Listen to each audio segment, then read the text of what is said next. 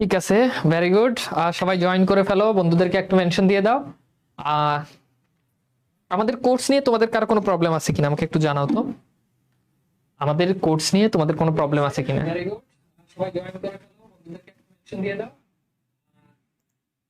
মানে আমাদের কোর্সে সবকিছু ঠিকঠাক আছে কিনা, কোনো প্রবলেম মনে হচ্ছে কিনা, যে কোনো ধরনের প্রবলেম মনে হলে বলতে পারো, সমস্যা নেই। আমি চাই আমার কোর্স করার পরে আমার স্টুডেন্টরা এটা ফিল করবে যে একাডেমিক বাংলার জন্য অনলাইনে এটা বেস্ট কোর্স। মানে এই কোর্সের উপরে আর কিছু হবে না, এখানে কোনো ইস্যু নাই, এই কোর্সে কোনো প্রবলেম নাই, এই কোর্সে মানে যা চাইবে তাই পাবা। এখন তোমরা আসলে সব পাচ্ছ কিনা, মানে কোনো প্রবলেম আছে কিনা, আমি কিন্তু সব তোমাদের জন্য করে রাখছি।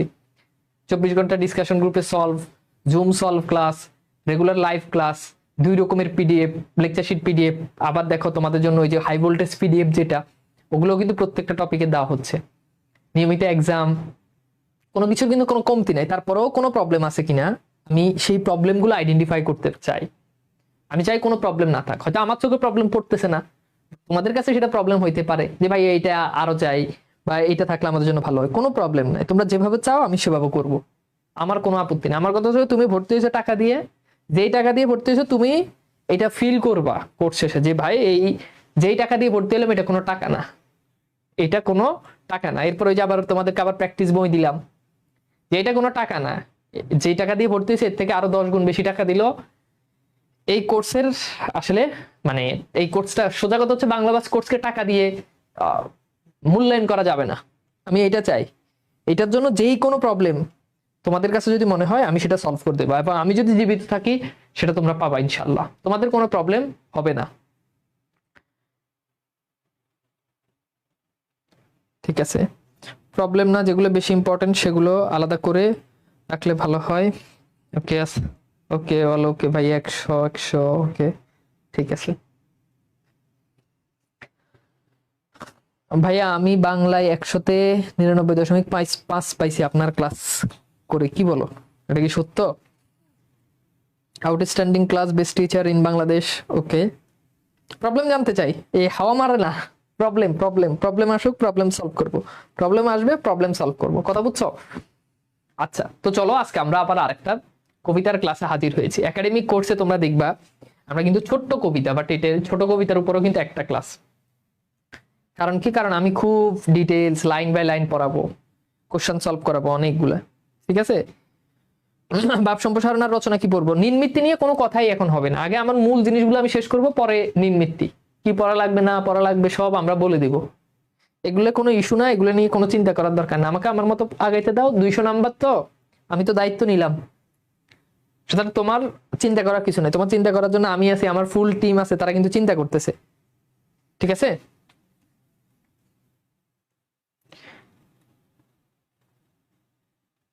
ওকে। তো চলো তাহলে আমরা তোমরা অনেকেই কয়েকজন আছো মাদ্রাসার স্টুডেন্ট, তারা মাদ্রাসার সিলেবাসের চাচ্ছ, আমি দেখি সেটা নিয়ে তোমাদের কাজ করা যায় কিনা, এন্ড সেটা ইনশাল্লাহ আমার মাথায় আছে। আমি তোমাদেরকে নিশ্চিত হয়ে সেই ব্যাপারটা জানাবো, আপাতত কিছুই জানাচ্ছি না, সমস্যা নাই।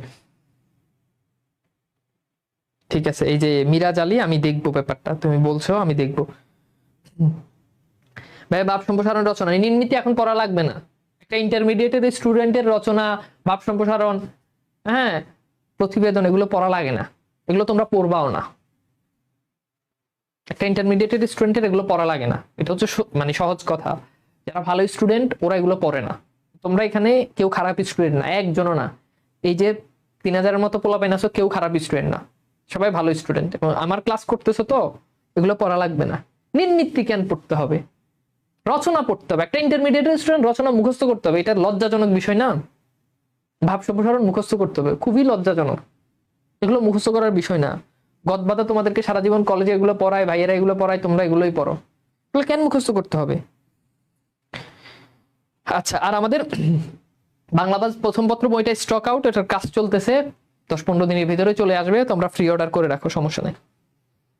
আর এই ধরনের কথা আমার সামনে বলবা না, অন্য টিচারের কাছে গিয়ে বললো আমি আমার ক্লাসে ওগুলো মুখস্থ করতে হবে, এগুলো এগুলো আমি এটা পছন্দ করি না।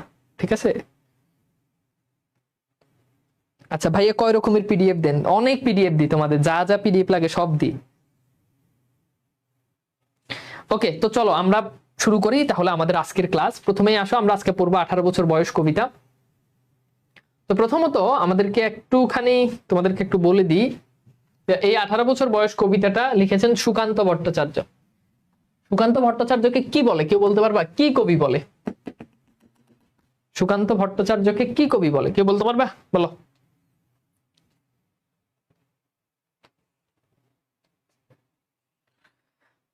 ওকে, রিফাত এসকে ভাইয়া, আমি আজকে প্রথম ক্লাস করতেছি, শুভ কামনা রিফাত।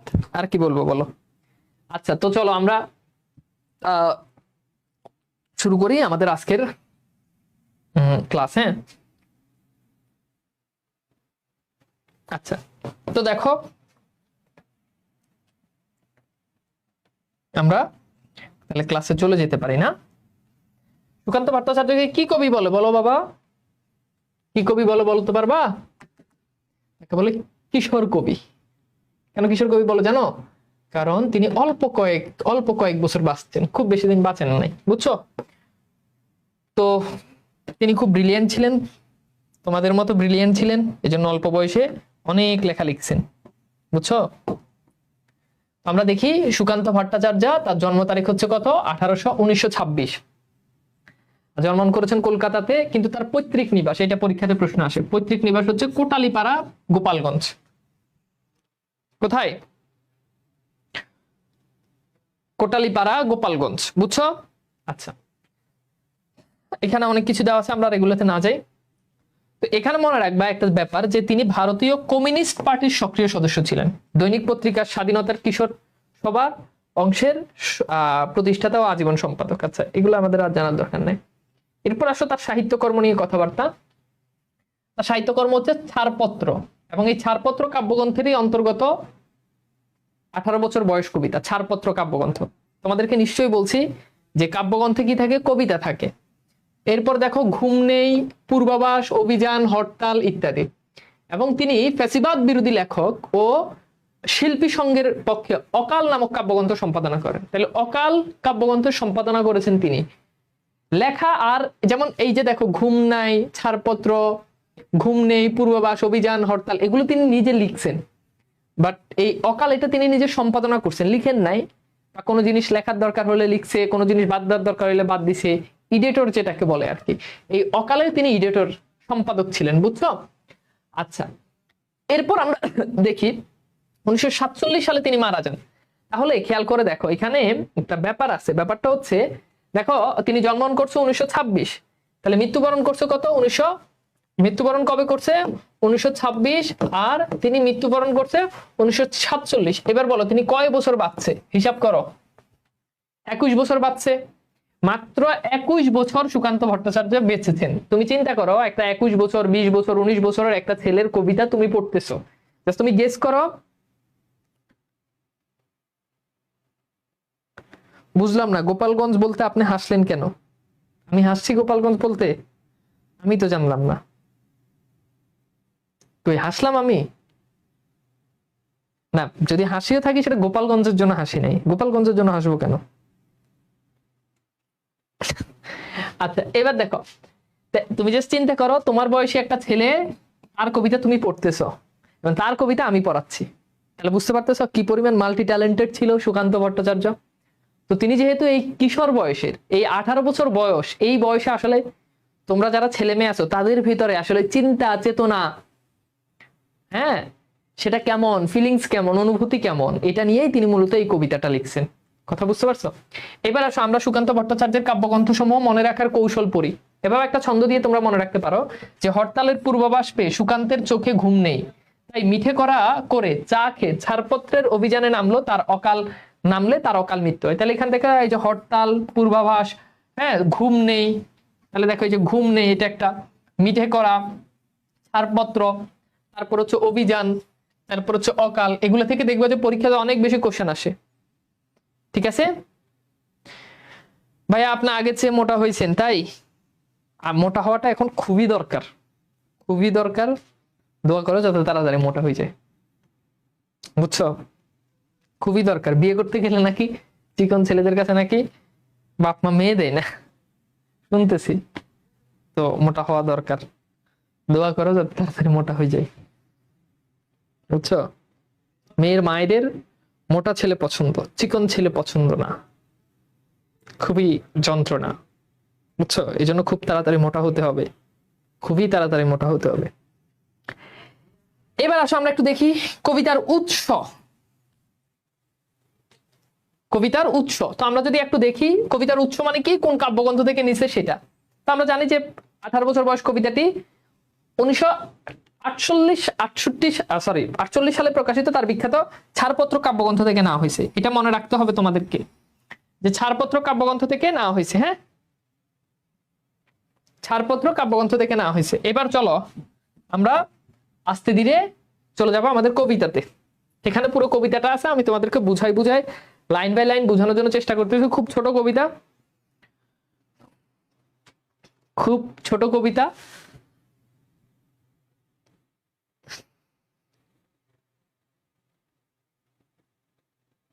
বুঝছো?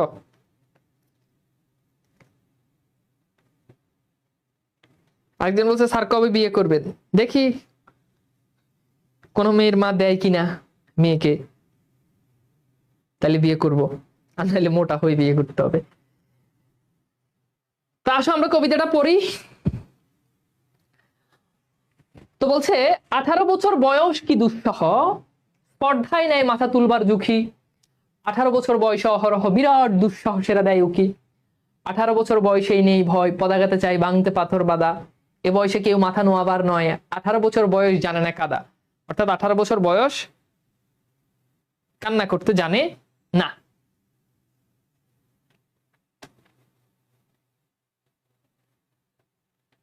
বুঝছো? আচ্ছা, এইবার আসো আমরা একটুখানি দেখি, আমরা একটু কবিতাটা একটু বিশ্লেষণ করি।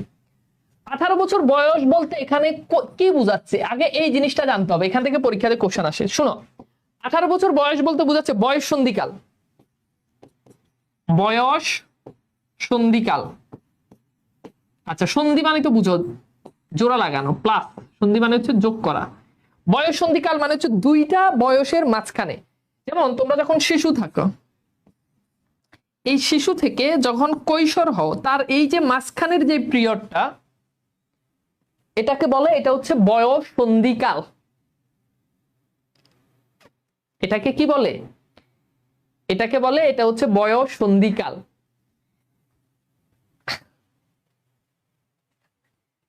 একটা ভালো উদাহরণ মনে পড়ছে। তো আমাদের সময় যখন আমরা পড়তাম, মানে তোমাদের বয়সে যখন আমি ছিলাম, তো ক্লাসে একজন ওরকম স্যার যখন পড়াইতেছে, তো বলছে যে বয়স সন্ধিকাল, স্যার বয়স সন্ধিকাল কি? তো আমাদের স্যার এরকম বুঝাইছে যে যেই বয়সে মোবাইল পাইলে গেমস খেলতা, মানে একটা বয়সে তো মোবাইল পাইলে কি করতা? গেমস খেলতা। এই গেমস খেলা বাদ দিয়ে যেই বয়সে মোবাইল পাইলে গেমস খেলা না দেখে,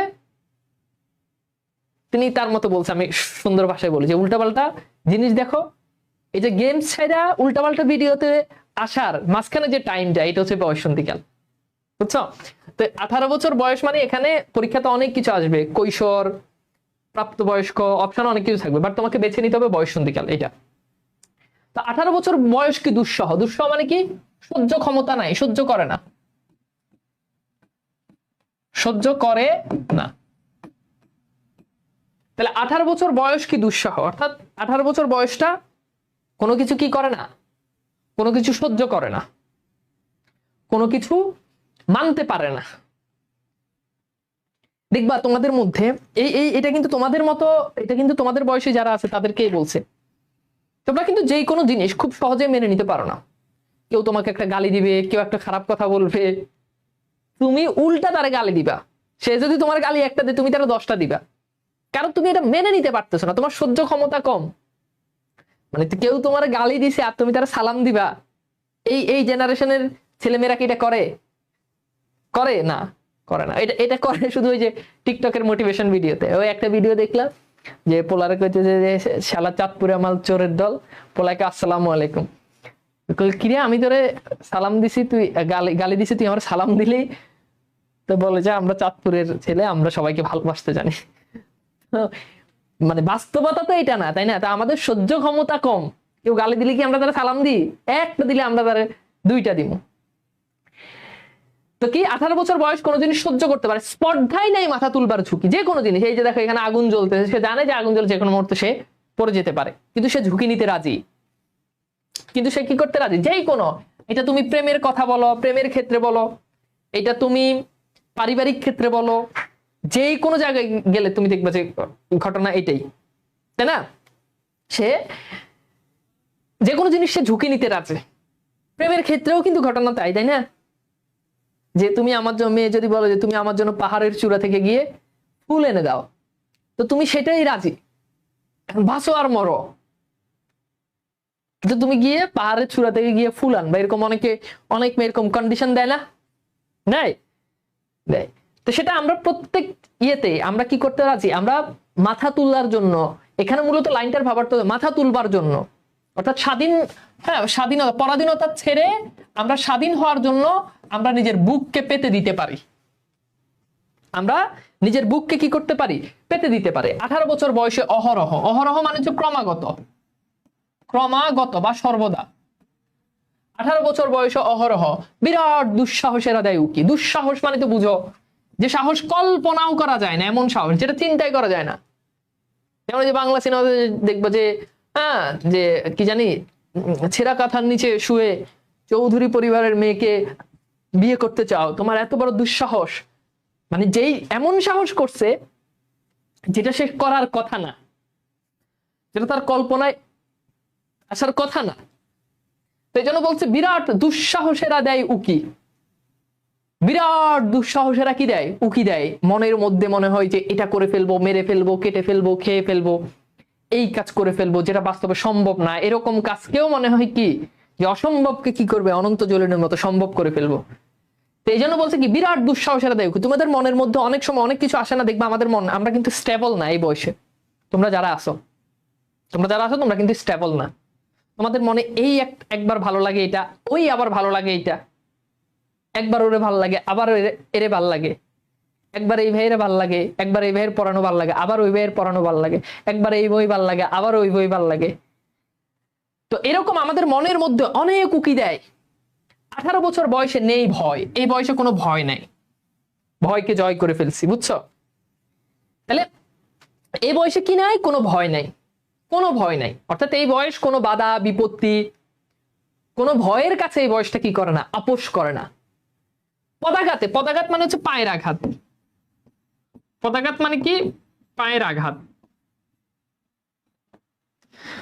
পদাঘাতে চাই ভাঙতে পাথর বাঁধা, অর্থাৎ পায়ের আঘাত দিয়ে, পা দিয়ে এই বয়সটা চাই যে পাথরকে ভেঙে ফেলবে। এখন বলো পাথরকে কি পা দিয়ে ভাঙা যায়? ভাঙা যায় না। কিন্তু এই বয়সের কল্পনার শক্তি এমন যে তাদের মনের শক্তি এমন যে তারা পা দিয়ে তারা পাথরকে ভেঙে ফেলতে পারবে। তারা পা দিয়ে কি করতে পারবে? পাথরকে ভেঙে ফেলতে পারবে, বুঝছো? এ বয়সে কেউ মাথা নোয়াবার নয়। নোয়াবার মানে হচ্ছে নত করা। এই বয়স কখনো কারোর কাছে মাথা নত করে না, কখনোই কোনো শক্তির কাছে, কখনো কোনো ভয়ের কাছে এই বয়সটা মাথা নত করে না। তারা সবসময় স্বাধীন হতে চায়, তাদের মধ্যে কোনো ভয় নেই, এবং তারা কখনোই মাথাকে নিচু করবে না, তারা স্বাধীনভাবে মাথা উঁচু করে বাঁচতে চায়। 18 বছর বয়স জানে না কাদা। এই বয়স কখনো কি জানে না? কান্না করতে জানে না। এখন তোমরা অনেকেই কান্না করো না, কিন্তু কবি বলতেছে এই বয়সে কোনো কান্না নাই। তোমরা কি করো? কান্না করো। প্রেমে ছাকা খাওয়ার পর কান্না করো, হ্যাঁ, কেউ রিজেক্ট করলে কান্না করো, কাউকে না পেলে কান্না করো, কিন্তু এই বয়স কখনো কি করতে পারবে না? কান্না করতে পারবে না, বুঝছো? কয়দিন আগে এক ছেলে আমার হোয়াটসঅ্যাপে মেসেজ দিল যে ভাইয়া এক মেয়ের লগে প্রেম করলাম, হ্যাঁ, মেয়ে এখন আমার বলতেছে যে তার ফ্যামিলি মেনে নিবে না। তাই আমি বললাম কয় বছরের প্রেম? বললো ভাইয়া প্রায় 3 বছরের প্রেম, মানে মেট্রিক পরীক্ষার সময় থেকে নাকি প্রেম। তো এখন তার মেয়ে ফ্যামিলি মেনে নেবে না। তো মেয়ের ফ্যামিলি মেনে নিবে না, এটা মেয়ে 3 বছর পরে বুঝছে। এখন ছেলে তো কান্নাকাটি, ভাই আমার একটু মোটিভেশন দেন ভাই, আমি কি করব? মেয়ের তো ভাইয়া বিয়ে ঠিক হয়ে গেছে, আজকে মঙ্গলবার, শুক্রবারে বিয়ে। কান্নাকাটি করতেছে, আমার হোয়াটসঅ্যাপে কল দিয়ে বিশাল বিশাল কান্নাকাটি, মানে ওরা কোনো রকম থামাইতেই পারতেছি না। তো কান্না করবা কেন? কবি বলছে যে বয়স কান্না করতে জানো না, তুমি কান্না করতেছো তাও একটা মেয়ের জন্য। তুমি তো এখনো দেখোই নাই দুনিয়া। এক মেয়ে গেছে, কত মেয়ে পিছনে লাইন দিয়ে থাকবে। এক মেয়ে গেছে, পিছনে কত লাইন দিয়ে থাকবে। যেটা গেছে ওটা বাদ, যেটা আসবে এটা এর থেকে অনেক বেশি সুন্দরী। যেটা গেছে ওইটা বাদ, যেটা আসবে ওটাকে দেখার পর যেটা গেছে সে নিজে হতভম্ব হয়ে যাবে। বুঝছো? তো চিন্তা করার কিছু নাই। তো ছেলে ছেলে মেয়েরে পছন্দ করে, ছেলে মেয়ের প্রেমে একটু পর্যন্ত মানা যায়। দুনিয়া এখন কই গেছে তুমি চিন্তা করো। ছেলে ছেলেরে বিয়ে করে, মেয়ে মেয়েরে বিয়ে করে, আস্তাগফিরুল্লাহ। তুমি জাস্ট চিন্তা করো এগুলা কোথাও আছে? এখন পৃথিবী ডিজিটাল হইতেছে, আপডেট হইতেছে, আর এই অসভ্যতা দিন দিন বেড়ে যাচ্ছে। পোলা পোলারা নাকি বিয়ে করে। ওই কলকাতার মনে হয় এক ওরকম ওদের ভিডিও আমার চোখের সামনে একবার আসে, পোলা পোলারে বিয়ে করে সংসার করে, আবার সংসার করে, রান্না করে, এই করে সেই করে, দিয়ে ভিডিও দেয়। পোলা দুইটা পিওর পোলা। আমাদের বাংলাদেশে এখন টুকটাক এগুলো চলে আসছে, এগুলো এখন ঘটতেছে। পোলায় পোলারে কেমনে বিয়ে করে আমার মাথায় ধরে না ভাই। তুই কি মাইয়া দেখোস না? কত সুন্দর সুন্দর মাইয়া আছে, মাইয়ের অভাব আছে? এত সুন্দর সুন্দর মাইয়া থাকতে পোলায় কেন পোলার প্রেমে পড়ে? সি। আচ্ছা, এইবার তাহলে এই বয়সে কেউ মাথা নোয়াবার না, মানে এই বয়সে কেউ মাথা নত করবে না। 18 বছর বয়স, জানে না কাদা, অর্থাৎ এই বয়সে কেউ কান্না করতে জানে না। ওকে, আচ্ছা, এইবার আমরা আশা করি একটু পর্যন্ত বুঝতে পারছি।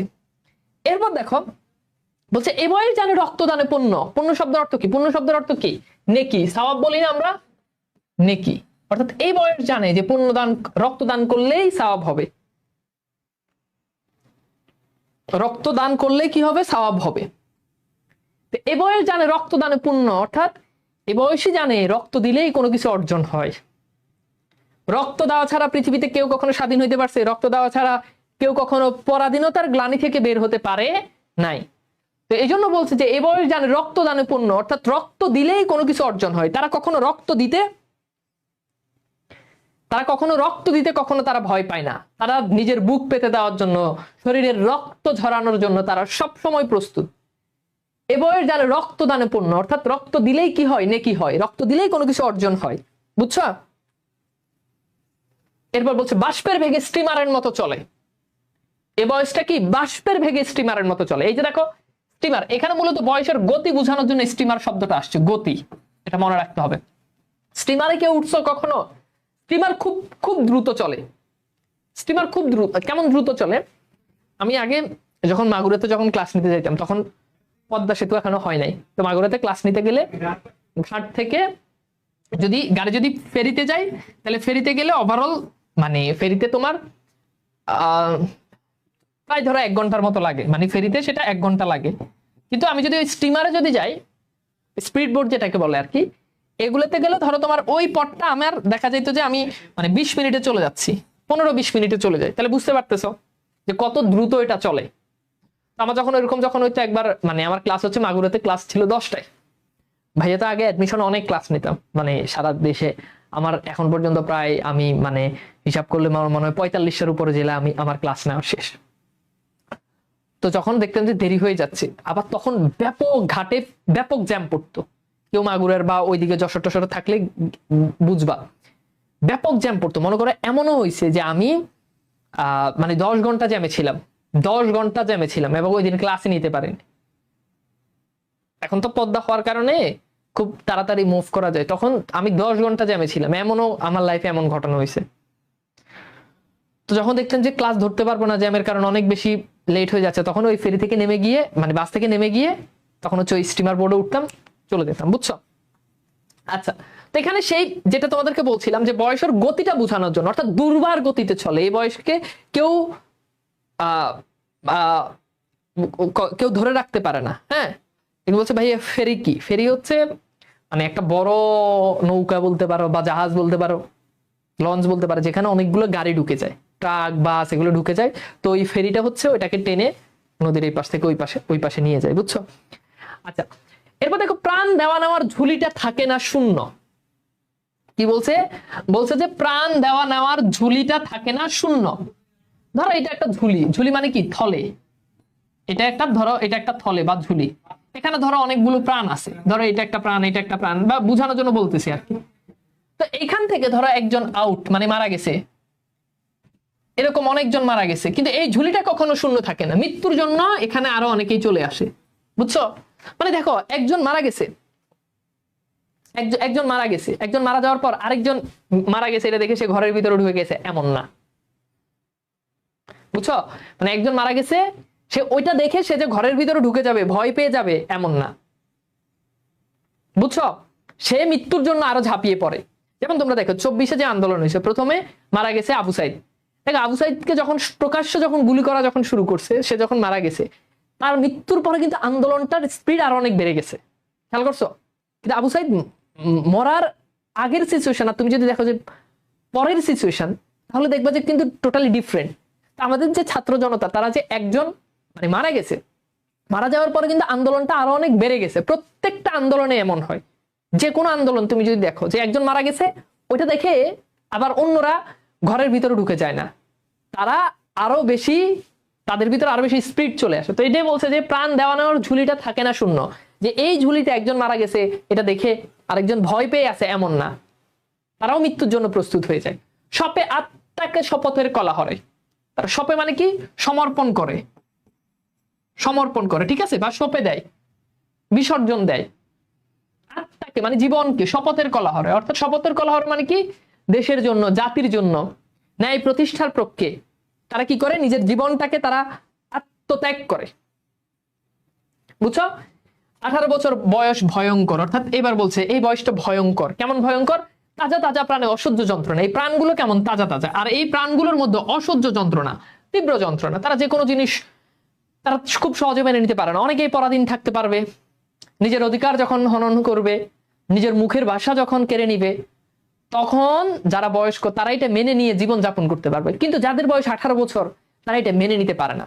তাদের ভিতরে সেটার অসহ্য যন্ত্রণার বিষ বাষ্প প্রতিদিন কি হয়, বুনে যায়। এই বয়স প্রাণ তীব্র আর প্রখর। এরপর বলছে এই বয়সটা প্রাণ তীব্র এবং প্রখর। প্রখর বলতে সাধারণত বোঝানো হয় উজ্জ্বল, বেগবান। এই বয়সে কানে আসে কত মন্ত্রণা। এরপর বলছে এই বয়সে কানের মধ্যে অনেক মন্ত্রণা আসে। ওই যে তোমাদেরকে বললাম এটা করে ফেলবে, এটা আমাদের কানে কিন্তু অনেক মন্ত্রণা আসে, যে আজকে এটা করবো, আজকে ওইটা করবো, কিন্তু কিছুই করা হয় নাই। অনেক ভালো খারাপ অনেক চিন্তা ভাবনা আসে না সকালে ঘুম থেকে উঠার পরে, যে আজকে এটা করবো, আজকে ওইটা করবো, আজকে ওরো ধরবো, ওরো করবো, অনেক কিছু মাথায় আসে, কিন্তু কোনো কিছুই হয় না। আজকে ওরা ধরে এলাম, হ্যাঁ আজকে ওরা ধরে এটা করবো, আজকে অমুক বন্ধুরা মারমো, বুঝছো? এরকম অনেক চিন্তাধারা আমাদের মধ্যে চলে আসে। তো এইটা আমাদের এই বয়সে এরকম চিন্তাধারা অনেক কিছু আমাদের মধ্যে চলে আসে, কিন্তু সেটা আমরা আসলে এইটা বয়সের কারণে এটা হয়। ওকে, আচ্ছা বুঝতে পারছো? এইবার আসো আমরা মোটামুটি, এরপর দেখো, এরপর বলছে যে 18 বছর বয়স যে দুর্বার, 18 বছর বয়স দুর্বার। দুর্বার মানে যাকে দমন করা যায় না, থামানো যায় না, থামানো যায় না, বুঝছো? দুরন্ত গতি, এরকম বুঝাতে। এর বলছে পথে প্রান্তরে ছুটাই বহু তুফান, পথে প্রান্তরে ছুটাই বহু তুফান, বুঝছো? পথে প্রান্তরে ছুটাই বহু তুফান, অর্থাৎ এই বয়সটা পথে প্রান্তর যেখানেই পায় সেখানেই কি তারা তুফান ছুটায়। তুফান বলতে এখানে বোঝানো হচ্ছে বিপ্লব। তারা বিপ্লব করে, তারা বিপ্লব শুরু করে দেয়, অর্থাৎ যেখানেই তারা অন্যায় দেখে সেখানেই তারা সেটাকে প্রতিহত করে। এই শপথের কলাহরে মানে কি, আত্মাকে জাতি, দেশ, জাতি এবং ন্যায়ের পক্ষে তারা সঁপে দেয়, বুঝছো? তাহলে কি বলছে যে 18 বছর বয়স দুর্বার, তারা যেখানে অন্যায় দেখে, পথে প্রান্তরে যেখানেই হোক, তারা সেখানেই তুফান ছুটায়, মানে সেখানেই তারা প্রতিবাদ করে, বিপ্লব শুরু করে দেয়। দুর্যোগে হাল ঠিক মতো রাখা ভার, ক্ষত বিক্ষত হয় অজস্র প্রাণ। দুর্যোগে, যখন কোনো দুর্যোগ হয়, দুর্যোগ বলতে বোঝানো হচ্ছে নেতিবাচক। তো এই বয়সে দেখা যায় যখন কোনো খারাপ পরিস্থিতিতে পড়ে, তখন অনেকেই তার হালটাকে ঠিক মতো ধরে রাখতে পারে না, নিজেকে স্টেবল রাখতে পারে না। ফলে যেটা হয়, ক্ষত বিক্ষত হয় অজস্র প্রাণ। আর সেই প্রাণ কি হয়ে যায়, ক্ষত বিক্ষত হয়। ক্ষত বিক্ষত হয় তখন অনেক হতাহত হয়, অনেকে মরে যায়, আহত হয়, নিহত হয়। তো এই বয়সের ক্ষেত্রে এরকম কিন্তু হয়। একজন একটা মেয়েরে পাইলো না, এখন না পাওয়ার কারণে সে যে নিজের উপর স্থির থাকবে এটা সে পারে না। তারপর কি করে, তারপর সিগারেট ধরায়, তারপর নেশা করে, বুঝছো? তারপর স্যাড সং শুনে, ফেসবুকে ছেঁকা খাওয়ার ভিডিও, এই পোস্ট শেয়ার করে, তো নিজেকে সে স্টেবল রাখতে পারে না। এর ফলে যেটা হয়, আস্তে আস্তে আস্তে আস্তে পড়াশোনা থেকে দূরে সরে গেছে, ফ্যামিলি থেকে দূরে সরে গেছে, ড্রাগ এডিক্টেড হয়ে গেছে। প্রত্যেকটা জায়গায় এরকম, একবার পরীক্ষায় ফেল করছো, সেকেন্ড টাইম আবার চেষ্টা করবা না, এই যে ফেল করছো ওইটাই মাথার ভিতরে খালি ঘুরতেছে ঘুরতেছে ঘুরতেছে, কিন্তু এই ফেল থেকে যে ভালো একটা রেজাল্ট, একটা ভালো কামব্যাক করা যায়, এই চিন্তা তোমার মাথায় কিন্তু নাই। তাহলে দেখা যায় যে বিপদ যখন আসে, খারাপ পরিস্থিতি যখন আসে, তখন তারা সেটাকে মোকাবেলা করতে পারে না। এই জন্য বলছে যে দুর্যোগে হাল ঠিক মতো রাখাবার ক্ষত বিক্ষত হয় অজস্র প্রাণ, আর এই হাল ঠিক মতো রাখার জন্য তারা অনেকে হতাহত হয়। 18 বছর বয়সে আঘাত আসে অবিশ্রান্ত, অবিশ্রান্ত মানে বিরাম নাই, এমন বিরাম নেই। তাহলে এই বয়সে অনেক আঘাত আসে, অনেক কষ্ট, পরীক্ষায় ফেল, হ্যাঁ, পকেটে টাকা নাই, বাইক নাই, আইফোন নাই, গার্লফ্রেন্ড নাই, নাই বলে কিছুই নাই, কত কষ্ট, তাই না? অমুকরে দেখলে কষ্ট লাগে, তমুকরে দেখলে কষ্ট লাগে, নাই বলে কিছুই নাই, বুঝছো? বাইরে শান্তি নাই, ঘরে শান্তি নাই, ঘরে আসলে মা মারে জুতা, বাপে মানে ঝাড়ু গালের মধ্যে, শান্তি নাই। এই জন্য বলছে যে এই বয়সে আঘাত আসে অবিশ্রান্ত, অনেক একটার পর একটা আঘাত আসতেই থাকে। পড়াশোনার ঝামেলা, পড়াশোনায় ফেল, হ্যাঁ, রেজাল্ট ভালো না, অনেকে আছে না প্রেম করে না, সেটা একটা দুঃখ অনেকের, অনেকে প্রেম করে আবার আরেক জ্বালার মধ্যে আছে, তার আরেক দুঃখ, বুঝছো? তো এরকম এই বয়সে অনেক বিষয় আমাদের আঘাত আসে। আঘাত বলতে কি, আমরা যন্ত্রণা পাই, কষ্ট পাই, একে একে হয় জড়ো, আর এই আঘাতগুলো, এই কষ্টগুলো একটা একটা করে কি হয়, জড়ো হয়। এই বয়স কাপে, এই বয়স কালো লক্ষ্য দীর্ঘশ্বাসে, এই বয়স কালো লক্ষ্য দীর্ঘশ্বাস। কালো লক্ষ্য দীর্ঘশ্বাস মানে কি, হতাশা। হতাশা সাধারণত আমরা দীর্ঘশ্বাস কখন নিই, যখন খুব কষ্ট পাই, এভাবে দীর্ঘশ্বাস নেই না? যখন খুব কষ্ট পাই, যখন মনের মধ্যে খুব মানে কষ্ট যখন ভর করে, তখন আমরা এইভাবে দীর্ঘশ্বাস নিই। তো বলছে এই কালো লক্ষ্য দীর্ঘশ্বাস, এরকম আমাদের হতাশা জড়ো হয়। এ বয়স কাপে বেদনায় থরথর, আর এই বয়সে বেদনা এটা থাকবেই, কষ্ট থাকবেই। অনেকেই বলে ভাইয়া লাইফে এত দুঃখ, এত কষ্ট, একটু শান্তি নাই, বয়সটাই তো কষ্টের।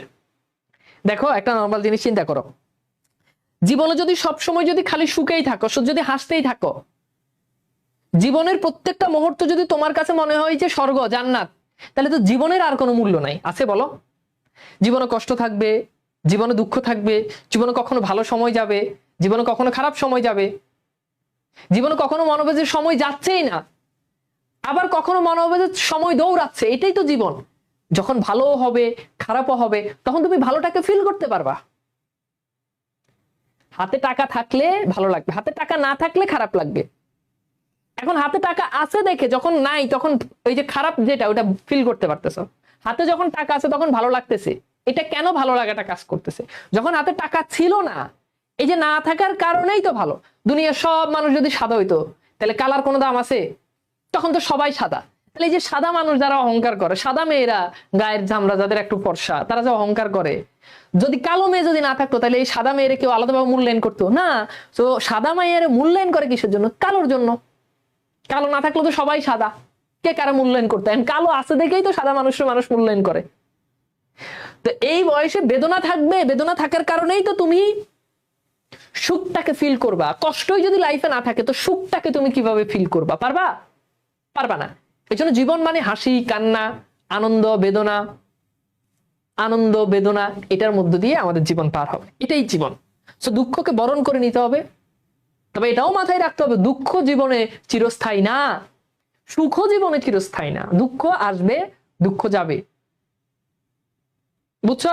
অনেক সময় দেখবা, একটু মিলাই দেখো, অনেক বন্ধু বান্ধব একসাথে, অনেক কাজিন একসাথে ঈদের সময় কোনো একটা বাড়িতে কোনো অনুষ্ঠান হয়েছে, কোনো বিয়েতে গেছে, দেখবো যে 2-3 দিন খুব আনন্দে যাচ্ছে, ট্যুরে গেছে বন্ধু বান্ধবের সাথে, 2-3 দিন খুব আনন্দে, খুব চিল। কিন্তু যখনই একা হয়ে গেছে, তারা যখন চলে গেছে, তুমি যখন বাসায় চলে আসছো, তখন দেখবা যে খুব মন মরা লাগে। ইস, গতকালটা কত ভালো ছিল, এখন কেন জানি ভালো লাগতেছে না। বাসায় গেস্ট আসছে, অনেক মেহমান ছিল, মেহমান চলে গেছে, এবার কিন্তু খারাপ লাগতেছে। কারণটা কি? কারণটা হচ্ছে জীবনে সবসময় তুমি সুখে থাকতে পারবা না, সবসময় আনন্দ চিলের মধ্যে থাকতে পারবা না। একটা সার্টেন টাইম আনন্দ করবা, চিল করবা, আবার একটা সার্টেন টাইম তোমাকে দুঃখ করতে হবে, মন খারাপ নিয়ে বসে থাকতে হবে। এটাই হচ্ছে লাইফ, বুঝছো? আচ্ছা, তো এইবার আসে, আমি কি ভুল বলছি? কমন পড়তেছে না তোমাদের সবার লাইফে? এগুলো কমন পড়তেছে না বলো? কমন পড়তেছে, কমন পড়বে আমি জানি। তাহলে কি এই বয়স কাপে বেদনায় থরো থরো, এই বয়স কষ্টের মধ্য দিয়ে, অনেক কষ্ট এই বয়স। এরপর লেখক এবার এই বয়সের ইতিবাচক দৃষ্টিভঙ্গিটা তুলে ধরছে। তবু এই বয়সে শুনেছি জয়ধ্বনি। জয়ধ্বনি মানে হচ্ছে জয়ের ধ্বনি। জয়ধ্বনি মানে কি? জয়ের আওয়াজ, জয়ের হুঙ্কার, জয়ের ধ্বনি। এ বয়সে তবুও লেখক শুনছে, জয়ের ধ্বনিটা লেখক শুনছে, বুঝছো? এ বয়সে তবুও লেখক কি শুনছে? জয়ের ধ্বনি শুনছে। এ বয়স বাসে দুর্যোগ আর ঝড়। এরপর বলছে এ বয়স দুইটা জিনিসের মধ্যে বাসে। দুর্যোগ, দুর্যোগ মানে বুঝো নেতিবাচক সময়, ঝড় বৃষ্টি, খারাপ সময়, প্রতিকূল সময়। আর ঝড়, ঝড় তো বুঝোই। তাহলে এই বয়স দুর্যোগের মধ্য দিয়ে যায়, ঝড়ের মধ্য দিয়ে যায়। তো কবি বলছে যে এই বয়সটা খুব মানে আনন্দ চিল এটার মধ্য দিয়ে যাবে এরকম না। এই বয়সে অনেক দুঃখ থাকবে, কষ্ট থাকবে, থাকবেই। তো এটা হচ্ছে আমাদের মানে মনস্তাত্ত্বিক ব্যাপার, ফিলিংস এর ব্যাপার, ফিলিংস এর ব্যাপার, তাই না? এটা এরকম হবেই। একটা সার্টেন টাইমে মনে হবে যে বিয়ে করব, বিয়ে করব, বিয়ে করতেই হবে তাড়াতাড়ি। দেখবা অনেক সময় ইন্টার পাস করার পরে অনেকে বিয়ে করে ফেলে। কিন্তু আবার দেখবা এই একই ছেলে যদি কোনোভাবে যদি বিয়ে না করে, যখন তার বয়স হয়ে যাবে, বয়স যখন 28-30 হয়ে যাবে, তখন তার আর মানে মাইরাও বিয়ে করানো যায় না, বুঝছো? এক একটা সময় আমাদের এটা হচ্ছে এই বয়সের একটা মনস্তাত্ত্বিক ব্যাপার। তো এই বয়স এরকম দুর্যোগের মধ্য দিয়ে যায়, ঝড়ের মধ্য দিয়ে যায়, কারণ খুব নর্মাল একটা জিনিসকে অনেক সময় অনেক সিরিয়াসলি আমরা নিয়ে ফেলি। বিপদের মুখে ওই বয়স অগ্রণী, অর্থাৎ যখন বিপদ আসে তখন এই বয়সের মানুষজন এগিয়ে আসে। কোন একটা বিপদে পড়লে কেউ তখন কাকে ডাক দিবে? এই বয়সের যারা আছে তাদেরকে ডাক দিবে। বিপদে রাত 2টা বাজে বিপদে পড়লে আঙ্কেলে ডাক দিলে আঙ্কেল আসবে না, হ্যাঁ। কিন্তু এই বয়সে বিপদে পড়লে রাত 2টা বাজে বিপদে পড়লে বন্ধুরা ডাক দিলে বন্ধু কিন্তু চলে আসবে। তাহলে বলছে এই বয়স কি? বিপদের মুখে এই বয়স অগ্রণী। যখনই কেউ বিপদে পড়ে, দেশ জাতি যে কোনো জায়গায় বিপদে পড়লে এই বয়সে যারা তারা এগিয়ে আসে। এ বয়স তবু নতুন কিছু তো করে। এরপর বলছে এত খারাপ কিছুর মধ্য দিয়ে তবু নতুন কিছু তো এ বয়স করে। এ বয়স যেন ভীরু কাপুরুষ নয়। এ বয়স যেন ভীরু না। ভীরু মানে কি? ভীত। কোনো কিছুতে এই বয়স ভয় পায় না, পিছিয়ে যায় না। কাপুরুষ নয়। কাপুরুষ মানে কি? যে পুরুষ পুরুষ কিন্তু ভয় পায়, ভয় পায় যে পুরুষ। এ বয়সের ছেলেরা কখনো ভয় পায় না, ভীতু না, কাপুরুষ না। পথ চলতে এ বয়স যায় না থেমে, কখনো কোনো বাধা পেয়ে, কোনো কষ্ট পেয়ে এ বয়স কখনো থেমে যায় না। তারা দুর্বার গতিতে কি করে? এগিয়ে যায়। এই বয়সে তাই নেই কোনো সংশয়। সংশয় মানে দ্বিধা। এই বয়সে কোনো সন্দেহ নেই, একমুখী ভাবে তারা কাজ করে যায়। সন্দেহের কোনো অবকাশ এই বয়সে নেই। এদেশের বুকে 18 আসুক নামে, এটা লেখকের আহ্বান, প্রত্যাশা যে এদেশের বুকে 18 বছর বয়সী যারা আছে তারা আরো আসুক, তারা নেমে আসুক, তারা বিপ্লব করুক। 18 বছর বয়সকে দিয়েই দেশ এবং জাতি কি হবে? মুক্তি পাবে। তাদেরকে দরকার, তারা আরো আসুক, বুঝছো? এবার বলো কবিতাটা কি বুঝতে পারছো? একদম প্রত্যেক লাইন বাই লাইন বুঝাই দিচ্ছি। ক্লিয়ার? কথা ক্লিয়ার? এবার আসো আমরা একটু বোর্ড কোশ্চেন সলভ করি, বোর্ডের প্রশ্ন সলভ। সো আমাদের প্রথম প্রশ্ন বলছে 18 বছর বয়স কবিতা অনুসারে তাজা তাজা প্রাণে অসহ্য যন্ত্রণা। কিসের যন্ত্রণা বলো? তাজা তাজা প্রাণে অসহ্য যন্ত্রণা, এটা কিসের যন্ত্রণা?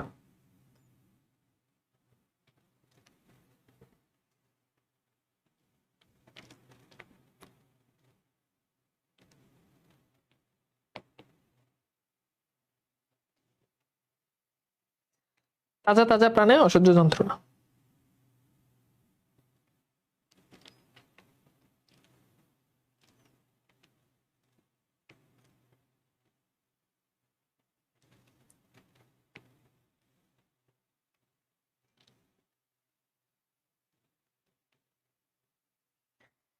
তাহলে উত্তর কি হবে? উত্তর হচ্ছে ব্যাক। এটা কি?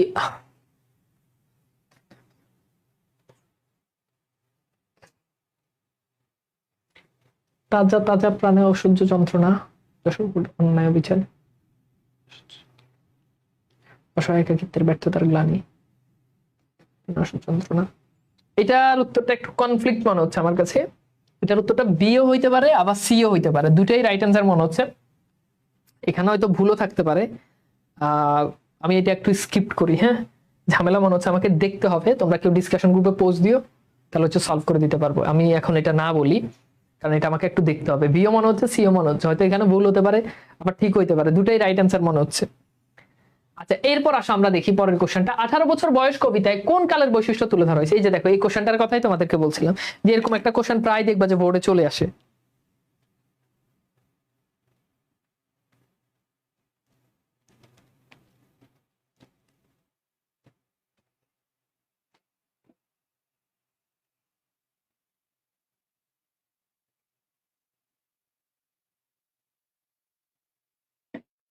তাহলে এটা কি হবে? এটা তো বুঝতে পারতেছো, বয়স সন্ধিকাল। এরপরে দেখো 18 বছর বয়সে নেতিবাচক দিক কোনটা? নেতিবাচক মানে খারাপ, ইতিবাচক মানে ভালো। তাহলে অসুন্দর, পদস্খলনের আশঙ্কা। পদস্খলনের আশঙ্কা মানে কি? মানে বিপথে চলে যাওয়া, নৈতিকতা হারিয়ে ফেলা, নির্দিষ্ট ট্র্যাক থেকে সরে পড়া, ত্যাগের কোলাহলপূর্ণ। তাহলে এটার উত্তর কি হবে? এটা তো বুঝতে পারতেছো, উত্তর হচ্ছে কি? পদস্খলনের আশঙ্কা। আশঙ্কা মানে সম্ভাবনা, নেগেটিভ শব্দ হচ্ছে আশঙ্কা আর কি। সম্ভাবনা মানে হচ্ছে পজিটিভ শব্দ। যেমন ছেলেটা পরীক্ষায় ভালো ফলাফল করার সম্ভাবনা আছে, ভালো ফলাফল করবে এটা সম্ভাবনা, কিন্তু ছেলেটা পরীক্ষায় খারাপ ফলাফল করার এখন সম্ভাবনা না, আশঙ্কা, অর্থাৎ নেতিবাচক হলো আশঙ্কা। আচ্ছা, এরপর দেখো, এ বয়স যেন ভীরু কাপুরুষ নয়, এই পাঙ্গুক্তিটি কত বছর বয়সের কথা বলা হয়েছে? তো সো সিম্পল, বলো কি হবে এটার উত্তর? তাহলে কি উত্তর হচ্ছে 18 বছর বয়স। এরপর দেখো, এ বয়স কালো লক্ষ্য দীর্ঘশ্বাস, এই পাঙ্গুক্তিটি দ্বারা কি বোঝানো হয়েছে? কালো লক্ষ্য দীর্ঘশ্বাস বলতে বোঝানো হচ্ছে হতাশা। তাহলে জীবনের ঝুঁকি, প্রাণ বিসর্জন, ব্যর্থতা, দীর্ঘশ্বাস, ভীতির বার্তা। তাহলে কি হবে বলো তো?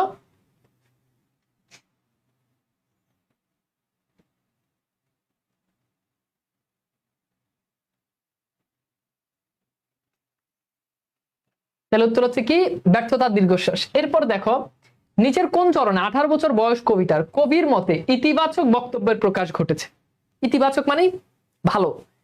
এ বয়স যেন রক্তদানে পূর্ণ, তাজা তাজা প্রাণ, দুর্যোগে হাল ঠিক মতো রাখা ভার, ক্ষত বিক্ষত হয় অজস্র প্রাণ। তাহলে বুঝতে পারতেছে, উত্তর হচ্ছে এই যে রক্তদানে পূর্ণ, এটা হচ্ছে রাইট অ্যান্সার, রক্তদানে পূর্ণ। তাহলে এটা ইতিবাচক। 18 বছর বয়সে ধর্ম মহান মন্ত্র উজ্জীবিত হওয়া, এ মহান মন্ত্রের বাহন কোনটা? স্বার্থত্যাগ, আত্মত্যাগ, অর্থত্যাগ, বিলাসিতা ত্যাগ। এটা সহজ প্রশ্ন, পারবা এটা। এটা আসছে ঢাকা বোর্ড 2024, এগুলো একেবারে রিসেন্ট কোশ্চেন, তো আসলে না পারার কিছু নাই আমার মনে হয়।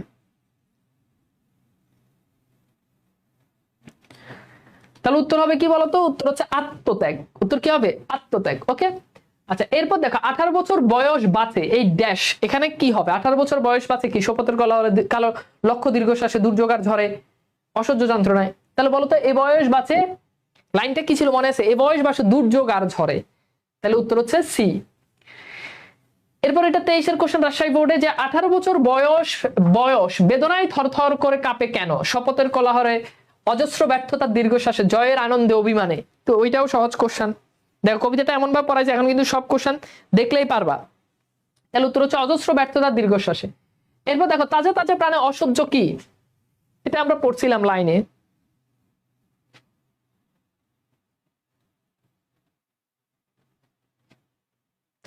তাজা তাজা প্রাণে অসহ্য কি? তাজা তাজা প্রাণে অসহ্য যন্ত্রণা।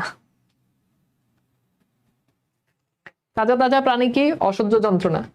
আচ্ছা, এরপর দেখ 18 বছর বয়সে তরুণদের শপথের কোলাহলে কি সঁপে দেয়?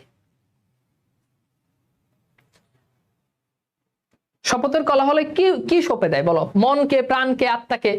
লাইনটা মনে আছে, সপে আত্মাকে শপথের করা হলে, তাহলে আত্মা হবে।